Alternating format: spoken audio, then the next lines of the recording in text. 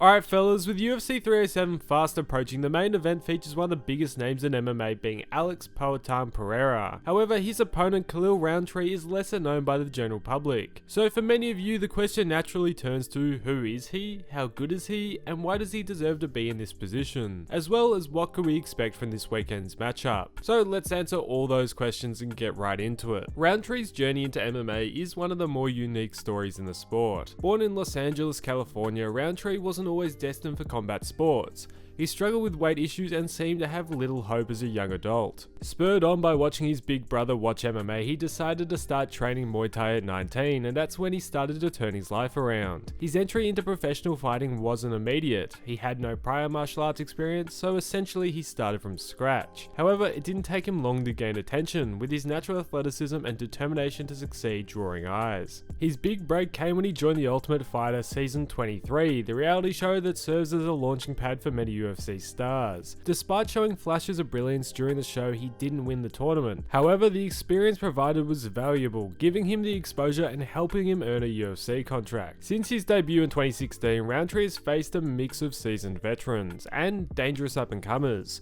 proving himself to be a force to be reckoned with in the light heavyweight division. His UFC career kicked off with back-to-back losses against Andrew Sanchez and Tyson Pedro. These early setbacks exposed gaps in his ground game and grappling defense, something that would become a reoccurring theme throughout his career. One of the more pivotal moments in his career came in 2017 when he secured his first UFC win with a brutal knockout of Daniel Jolly in 52 seconds. This fight showcased that devastating power in his hands and a preview of what was to come in his later fights. Rountree followed this up with another quick knockout victory, this time against Paul Craig, solidifying his reputation as a dangerous striker. However, it was his 2018 knockout win over Muay Thai legend Gokhan Saki that truly put Rountree on the map. Saki was a pretty highly regarded striker entering the UFC, and many expected him to dominate, but Rountree flipped that script and landed a crushing left hand that sent him to the canvas, earning him in the process one of the most significant wins of his career. Despite this high point, inconsistency has been a recurring challenge for Rountree.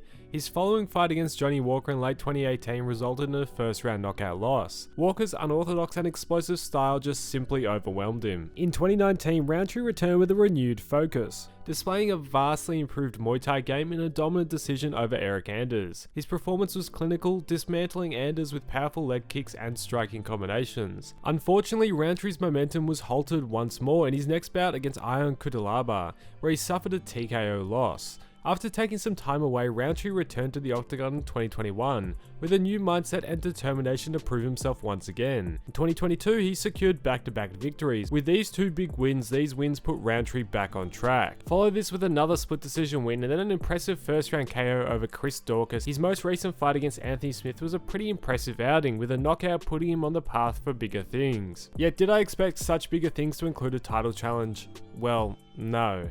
He's ranked number 8 at light heavyweight, and with a lot of other challengers waiting in the wings for a shot, I think it was a bit of a surprise that Pereira ended up with this matchup. But when you think about it, Pereira's UFC resume is pretty good, and his last few fights were bangers. And after basically saving UFC 303, it was only natural he would end up with a victory lap sort of bout. I think this will be more entertaining than the usual victory lap sort of fight, with this being a pretty good kickboxing clash.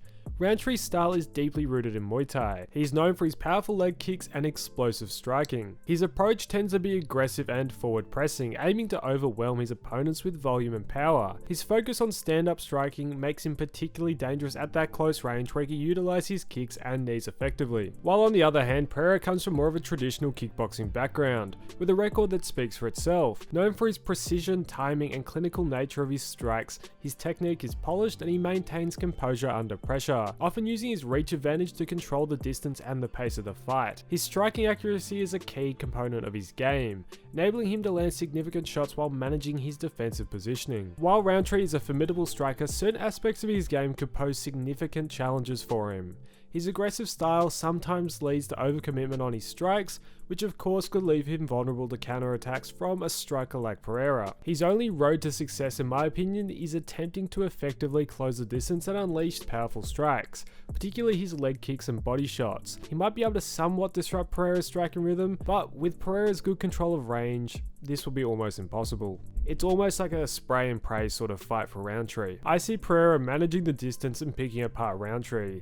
Nothing revolutionary. If he does what he usually does, utilizing those low kicks and his standard punches, he will find a path to victory one way or another. Yet with this style matchup of kickboxing versus Muay Thai, it's gonna be entertaining regardless. I can't see this going the distance, and I reckon it will have a pretty entertaining finish. Now, I want to hear what you think of this matchup. Do you think Rountree has any path to victory? Let me know how down below. If you enjoyed, it would be massively appreciated if you would consider liking and subscribing. Yet, thanks for watching fellas, and I'll catch you in the next one.